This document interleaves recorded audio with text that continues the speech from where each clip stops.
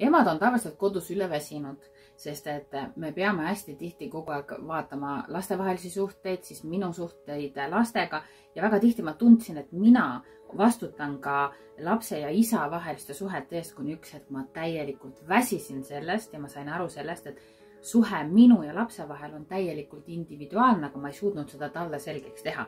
Ja ma tean, et paljudes kodudes sama probleem, nii et Igor, anna tuld, anna teada, kuna ja kuidas sa said aru, et suhe sinu ja laste vahel ongi individuaalne ja ei puuduta ema.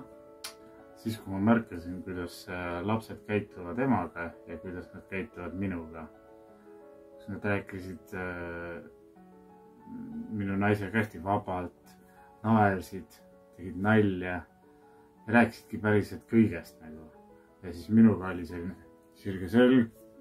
Jah, toad koristame ära ja riided on kapis korras ja. Isegi nali oli, et kui issi astub tuppa, siis toast kadus õhk ära ja kõik olid nagu kindral, kindralkomandör sõjalaager. Nii et kui ta seda siis nägi, siis sa said lõpuks aru, mida? No siis said aru, et nagu ma tahaks kah nagu teistmoodi suhet. Praegu hea mulje, nagu mina olen kindralkomandör. Super äge, on ju. Me kutsume sind üles liituma ka teadlikuma emaklubiga, kliki lingil, tule liitu, sest et seal hakkab meil kohe pihta, kuidas kasutada aega väga hästi ja keskendumise harjutustest. Nii et kallid isad, suhe sinu ja lapse vahel on sinu enda teha.